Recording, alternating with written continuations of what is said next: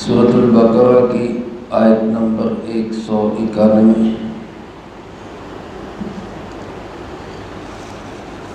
الحمدللہ وکفی والسلام علی عبادہ الذین اصطفی، خصوصا علی سید الرسل وخاتم الانبیاء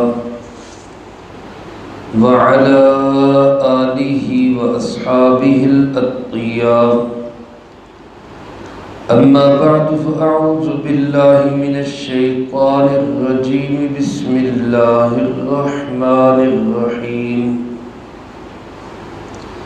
وَاقْتُلُوهُمْ حَيْثُ ثَقِفْتُمُوهُمْ وَأَخْرِجُوهُمْ مِنْ حَيْثُ أَخْرَجُوكُمْ وَالْفِتْنَةُ أَشَدُّ مِنَ الْقَتْلِ وَلَا تُقَاتِلُوهُمْ عِنْدَ الْمَسْجِدِ الْحَرَامِ حَتَّى يُقَاتِلُوكُمْ فِيهِ فَإِنْ قَاتَلُوكُمْ فَاقْتُلُوهُمْ كَذَلِكَ جَزَاءُ الْكَافِرِينَ فَإِنِ انْتَهَوْا فَإِنَّ اللَّهَ غَفُورٌ رَحِيمٌ۔ وَقَاتِلُوهُمْ حَتَّى لَا تَكُونَ فِتْنَةٌ وَيَكُونَ الدِّينُ لِلَّهِ فَإِنِ انْتَهَوْا فَلَا عُدْوَانَ إِلَّا عَلَى الظَّالِمِينَ۔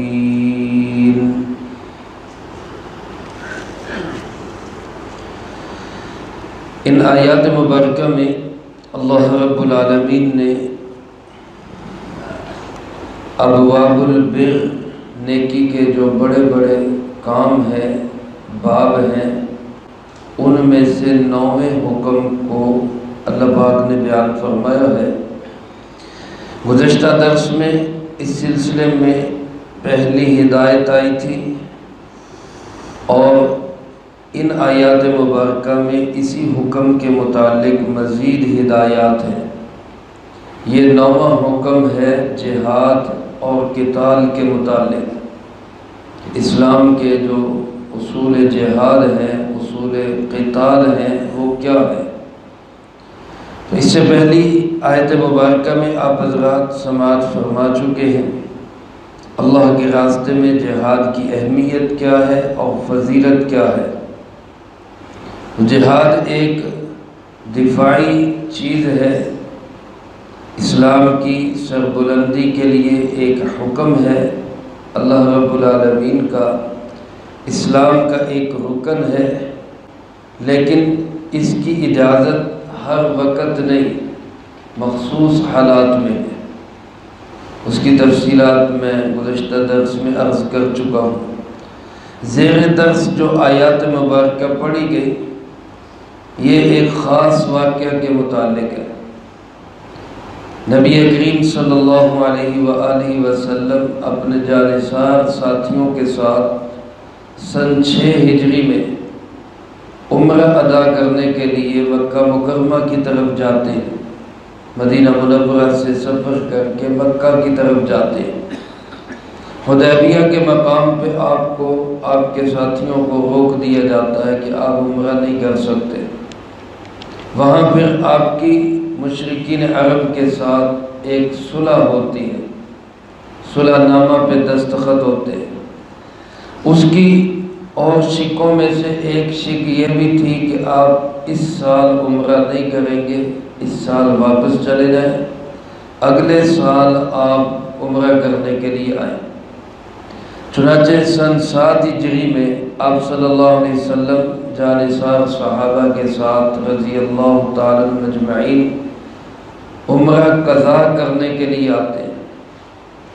لیکن اب کچھ صحابہ کرام رضی اللہ تعالیٰ عنہ کے دل میں یہ خیال آتا ہے کہ کافروں کے معاہدے کا کیا اعتبار، کافروں کے دستخطوں کا، ان کی تحریر کا کیا اعتبار؟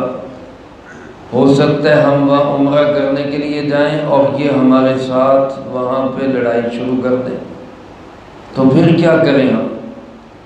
تو اللہ رب العالمین نے آیات مبارکہ نازل فرمائی اور فرمایا وَاقْتُلُوهُمْ حَيْثُ ثَقِفْتُمُوهُمْ، تم بھی ان سے لڑو جہاں بھی تم ان کو پاؤ، اگر ایسے حالات میں وہ معاہدہ توڑتے ہیں اور معاہدے کی خلاف ورزی کرتے ہیں تو جو تمہارے اوپر پابندی لگائی گئی تھی کہ لڑنا نہیں ہے، ہاتھ کو روک کے رکھنا ہے، اپنے آپ پہ ظلم برداشت کر لینا ہے، لیکن ان کے خلاف کچھ نہیں کرنا، وہ پابندی اب گویا ختم کی جاتی ہے۔ اگر وہ تمہارے ساتھ لڑائی کریں تو تم بھی جہاں ان کو پاؤ ان کے ساتھ لڑو۔ اور دوسری بات فرمایا وَأَخْرِجُوهُم مِّنْ حَيْثُ أَخْرَجُوكُمْ، تم بھی ان کو وہاں سے نکالو جہاں سے انہوں نے تمہیں نکالا ہے، یعنی مکہ مکرمہ جہاں سے حضرات صحابہ اکرام رضی اللہ تعالی عنہم اجمعین کو جناب محمد کریم صلی اللہ علیہ وسلم کو مشرکین عرب نے نکل جانے پہ مجبور کیا، ہجرت پہ مجبور کیا۔ اللہ پاک فرما رہے اب تم بھی ایسا مقابلہ کرو کہ وہ مکہ چھوڑ کے بھاگ جائیں۔ اب اس پہ سوال ہوگا کہ مکہ مکرمہ تو ایک مقدس شہر ہے جس میں حرم بھی ہے، مسجد حرام بھی ہے، وہاں پر قتال کرنا، وہاں پہ لڑائی کرنا، وہاں تو کسی کو تکلیف پہنچانے کی بھی اجازت نہیں، گھاس کا تنکا توڑنے کی بھی اجازت نہیں۔ تو اللہ پاک نے اس کا جواب دیتے ہوئے فرمایا وَالْفِتْنَةُ أَشَدُّ مِنَ الْقَتْلِ، ٹھیک ہے قتل کرنا بری بات ہے، اسلام اس کو پسند نہیں کرتا، لیکن فتنہ اس سے بھی بڑا جرم ہے، یہ قتل سے بھی بڑا جرم ہے۔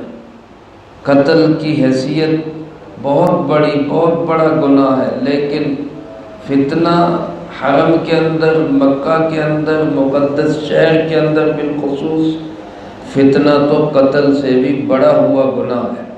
اور فتنے سے مراد یہاں کفر ہے، شرک ہے، اور لوگوں کو اسلام سے زبردستی روکنا، چونکہ یہ لوگ خود بھی کافر اور مشرک ہیں اور پھر لوگوں کو بھی اسلام سے زبردستی روکتے ہیں، لہذا ایسے فتنے کا کلا کما کرنا، چاہے وہ حرم کے اندر ہی ہو، مسجد حرام میں ہو، مکہ مکرمہ میں ہو، اس کی اجازت ہے۔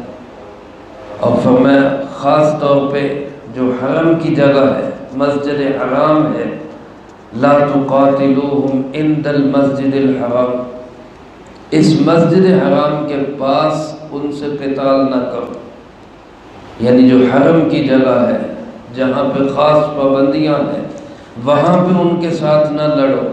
کب تک؟ حتیٰ یقاتلوکم فی، حتیٰ کہ وہ تمہارے ساتھ وہاں پہ لڑے۔ اگر وہ حرم کے اندر بھی باز نہیں آتے تو پھر تمہیں بھی حق ہے کہ اپنے دفاع کے لیے، اپنے تحفظ کے لیے، اپنے ڈیفنس کے لیے تم بھی حرم کے اندر لڑ سکتے ہو۔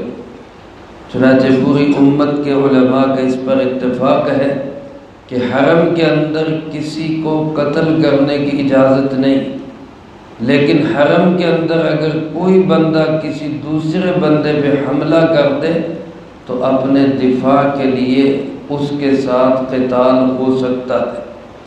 چنانچہ فرمایا فَإِن قَاتَلُوكُمْ فَاقْتُلُوهُمْ، اگر وہ تمہارے ساتھ لڑے تو پھر تم بھی ان کے ساتھ لڑو۔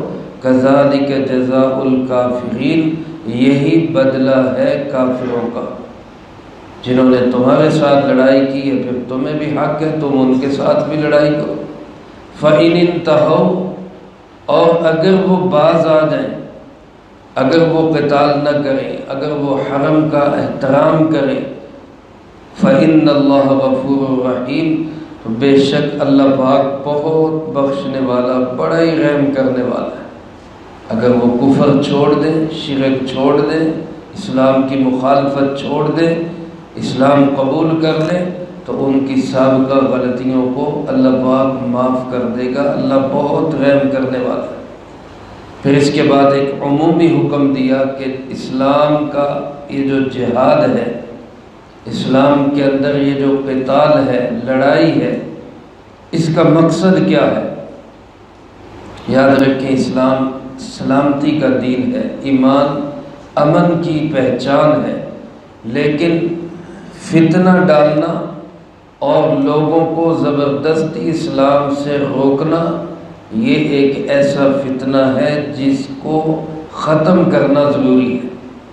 اس کو یوں سمجھیں کہ جیسے کسی کے جسم پر کوئی پھوڑا پھنسی بن جائے اور وہ کینسر کی شکل اختیار کر لے، تو وہاں معالج پھر کیا کہتا ہے کہ جی اس کو کٹ لگانا پڑے گا، اس کو کٹ لگانا پڑے گا، اس کا آپریشن کرنا پڑے گا۔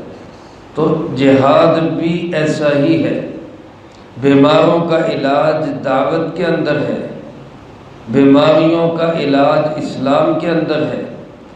دل کے روگ ایمان لانے سے دور ہوتے ہیں، لیکن اگر کچھ لوگ ناسور بن جائیں، کینسر بن جائیں اور اسلام سے روکنے پہ آ جائیں تو پھر وہاں اسلام کہتا ہے کہ ان کا آپریشن کر دیا جائے تاکہ ایسے کینسر زدہ لوگوں سے دوسرے لوگ بچ سکیں۔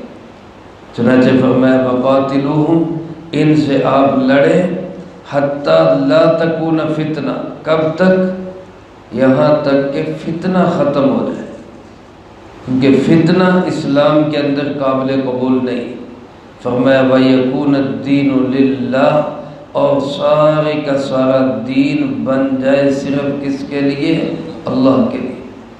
فَإِنِ انْتَهَوْا، اللہ پاک فرماتے ہیں اگر یہ باز آ جائے، یہ رک جائے، اپنی عادتوں سے حرکتوں سے باز آ جائے تو فَلَا عُدْوَانَ، پھر کوئی کسی کے ساتھ زیادتی نہ کرے، إِلَّا عَلَى الظَّالِمِينَ، سوائے ظالموں کے۔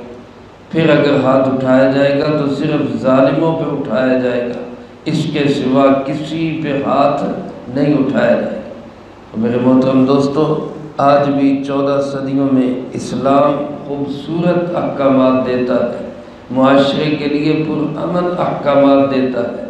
اسلام سلامتی کا دین ہے، امن کا دین ہے، کسی سے چھیڑ خانی اسلام نہیں کرتا، اسلام خود سے حملہ کرنے کا حکم نہیں دیتا، لیکن اپنے دفاع کا پورا حق دیتا ہے۔ زمین کو امن اور سکون ملنا ہی تب ہے جب اللہ کی زمین پر نظام بھی کس کا چلے گا؟ اللہ کا۔ اور جو اس کے راستے میں رکاوٹ بنے گا، ایسے کینسر زدہ انسانوں کا علاج وہ صرف آپریشن ہی ہے۔ اللہ پاک ہم سب کو قرآن کریم کے احکامات کو سمجھنے کی، زندگی میں لانے کی اور دوسروں تک پہنچانے کی توفیق عطا فرمائے۔ اللہم انت السلام ومنک السلام، تبارکت ربنا وتعالیت یا ذا الجلال والاکرام۔ اللہم اعنا علی ذکرک وشکرک وحسن عبادتک۔ اللہم احسن عاقبتنا فی الامور کلہا وأجرنا من خزي الدنيا وعذاب الآخرة۔ اللهم باقية كباقية الوليد، اللهم استر عوراتنا وآمن روعاتنا، اللهم إنا نجعلك في نحورهم ونعوذ بك من شرورهم، اللهم اكفنا بحلالك عن حرامك وأغننا بفضلك عمن سواك، اللهم اكفنا كل مهم من حيث شئت ومن أين شئت، رب اغفر وارحم وأنت خير الراحمين، رب ارحمهما كما ربياني صغيرا، اللهم ربنا